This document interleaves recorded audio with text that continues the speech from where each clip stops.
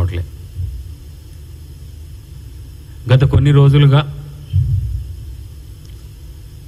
కృష్ణ గారు కాంగ్రెస్ పార్టీని పదే పదే విమర్శిస్తూ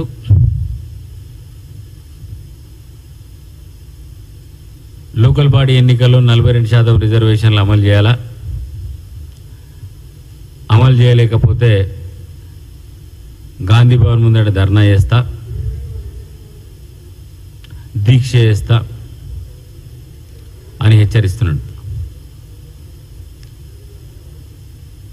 42% రిజర్వేషన్. నేను ఒకటే అడుగుతున్నా కృష్ణన్న, నీ పట్ల మాకు గౌరవం ఉన్నది. 45 ఏళ్ళుగా నువ్వు బీసీల హక్కుల కోసం పోరాటం చేస్తున్నావు.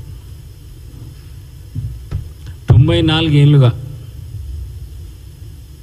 1931 బ్రిటిష్ వారు అప్పుడు కులగణన చేసినారు. ఈ 94 ఏళ్ల కాలంలో ఇప్పటివరకు కులగణన చేయలే. ఈ దేశంలో ఉన్న బీసీలకు న్యాయం జరగాలని చెప్పేసి రాహుల్ గాంధీ గారు పెద్ద ఎత్తున పాదయాత్ర చేపట్టి ఇవాళ బీసీల కోసం పోరాటం చేస్తున్నందుకు నువ్వు మా పార్టీని విమర్శిస్తున్నావా? ఇచ్చిన మాటకు కట్టుబడి రేవంత్ రెడ్డి ప్రభుత్వం 42% రిజర్వేషన్ల అసెంబ్లీలో చట్టం చేసి కేంద్రానికి పంపినందుకు విమర్శిస్తున్నావా? లేకపోతే కాంగ్రెస్ పార్టీ ఇచ్చిన మాట ప్రకారం కాంగ్రెస్ పార్టీ కార్యవర్గాల్లో అదేవిధంగా మొన్న కేటాయించిన మంత్రులు దామాషా పద్ధతిలో సామాజిక న్యాయం చేసినందుకు విమర్శిస్తున్నావా? ఇవాళ ఈ దేశంలో ఒకే ఒక్కడు కొట్లాడుతున్నాడు. రాహుల్ గాంధీ గారు బీసీల కోసం కొట్లాడుతున్న ఒకే ఒక్క నాయకుడు. బీసీలను చైతన్యపరిచి కేంద్ర ప్రభుత్వం పైన ఒత్తిడి తీసుకొచ్చి కులగణనకు ఒప్పించిన గొప్ప నాయకుడు రాహుల్ గాంధీ. మన ఇదే కృష్ణాన్ని అడుగుతున్న, కృష్ణన్న మొన్ననే భారతీయ జనతా పార్టీలను చేరినవు. మన అంతకుముందు ఇదే భారతీయ జనతా పార్టీని విమర్శించినోడివి, బీసీలకు అన్యాయం చేస్తుందని. నీకు ఇవాళ భారతీయ జనతా పార్టీ రాజ్యసభ సీట్ ఇవ్వగానే, నీకు రాజ్యసభ నామినేట్ చేయగానే బీసీలకు న్యాయం చేసినట్టు అనిపిస్తున్నదా? నీకు రాజ్యసభ సీట్ వస్తే సరిపోతుందా? మరి బీసీ బిడ్డలకు న్యాయం జరగద్దా? మరి వాళ్ళ కృష్ణయ్య గారిని ఒకటే అడుగుతున్నా, మరి బీసీలకు న్యాయం జరగాలనా లేదా? 42% రిజర్వేషన్ల చట్టం చేయమన్నది నువ్వే కదా. చట్టం చేసే ముందు బీసీ బిల్లు ఏ విధంగా ఉండాలి, ఏ విధమైన చర్యలు తీసుకోవాలని చెప్పి ప్రభుత్వం మీతో చర్చలు చేసిన మాట వాస్తవం కదా. దానికి మీరు రాలేరా? సెక్రటేరియట్కి వచ్చినారు కదా. అదే సెక్రటేరియట్లో పొన్నం ప్రభాకర్ గారు మంత్రిగా, మహేష్ కుమార్ గౌడ్ పిసిసి ప్రెసిడెంట్ గారు, మధు యాస్కి గారు, చాలామంది, కేశవరావు గారు, చాలామంది కాంగ్రెస్ పార్టీ నాయకులు, నేను కూడా ఉన్న దాంట్లోనే మీరు ఏమన్నారు? చట్టం చేయాలి, అసెంబ్లీలో చట్టం చేస్తేనే అది పనికి వస్తుంది, జీవోలు చేస్తే అది పనికి రాదు. సుప్రీంకోర్టులో ఎన్నో కేసులు వేసినారు, సుప్రీంకోర్టు తీర్పులు కూడా ఉన్నాయి కాబట్టి మీరు చట్టమే చేయండి అని చెప్పిన మాట వాస్తవం కదా. చట్టం చేసిన తర్వాత మేము కేంద్రాన్ని ఒప్పించుకుంటాం, మేము మోడీని ఒప్పించుకుంటామని చెప్పి కిషన్ రెడ్డి గారు మీరు చెప్పిన మాట వాస్తవం కాదా? చట్టం చేసి 4 నెలలు అవుతున్నది, కేంద్రానికి పంపించి 4 నెలలు అవుతుంది. ఇప్పటి వరకు కూడా అత్త లేదు, జాడ లేదు. ఎక్కడున్నది ఆ బిల్లు? మరి పాత జడ్జిమెంట్స్ తీసుకుందామా? మేము అడిగేది ఏంటిదంటే, దాన్ని చట్టం చేసినాం, మీరు కేంద్రాన్ని ఒప్పించి 9వ షెడ్యూల్లో పెట్టమని చెప్పేసి రాజ్యాంగ రక్షణ కల్పించండి అని చెప్పేసి మేము అడుగుతున్నాం. మేము అంతకన్నా ఎక్కువ ఏం అడగట్లే. తమిళనాడు తరహాలో 9వ షెడ్యూల్లో పెట్టండి అని చెప్పేసి మేము డిమాండ్ చేస్తున్నాం. మేము అడిగినాం కూడా, బీసీలకు న్యాయం జరగాలని.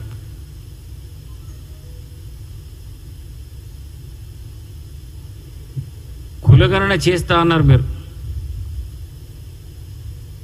కులగణన జరిగేది ఎప్పుడు 2027లో. 2027 అయితే అది ఎప్పుడు ఇంప్లిమెంట్ అవుతుందో తెలియదు. 2027 అంటే ఇప్పటికే 2 ఏళ్ళు, ఈ ఏళ్ళ నుంచి 2 ఏళ్ళు. ఆ తర్వాత అది ఎప్పుడు పోతుంది, అది ఎప్పుడు చట్టం కావాలా, ఎంత పర్సెంటేజ్ రిజర్వేషన్లు పెడతారు, ఎంత న్యాయం జరుగుతుందని భగవంతుడికి తెలుసు. కానీ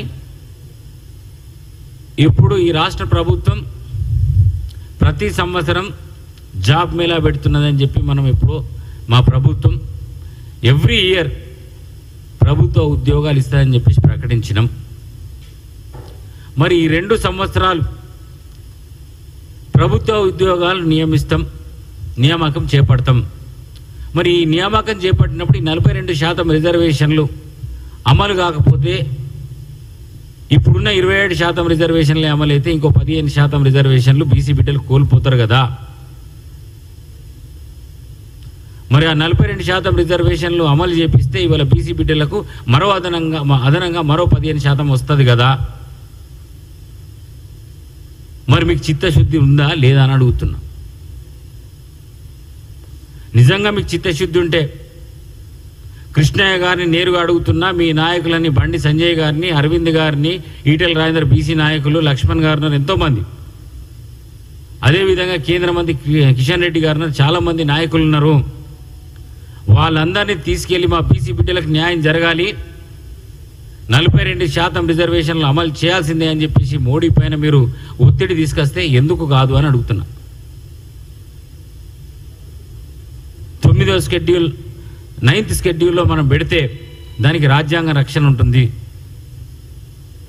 ఉదాహరణకు నేను చెప్తున్నా, 103 103వ రాజ్యాంగ సవరణ చేసిన ఈడబ్ల్యూఎస్ రిజర్వేషన్ల కోసం. కాంగ్రెస్ పార్టీ ఏ రోజు ఈడబ్ల్యూఎస్ రిజర్వేషన్లకు వ్యతిరేకం కాదు. కానీ 2019లో జనవరి 8న బిల్లు ప్రవేశపెట్టి కేవలం వారం రోజుల్లోనే ఈడబ్ల్యూఎస్ రిజర్వేషన్లకు అమలు చేసింది భారతీయ జనతా పార్టీ ఎన్డీఏ ప్రభుత్వం. మరి ఆ చిత్తశుద్ధి ఇక్కడ లేదు. ఎందుకు లేదంటున్నా. వాళ్ళు 103వ సవరణ ఎందుకు చేసినారు అంటే ఆ ఈడబ్ల్యూఎస్ రిజర్వేషన్లకు రక్షణ కల్పించడానికి. అందులో 2 ఆర్టికల్స్,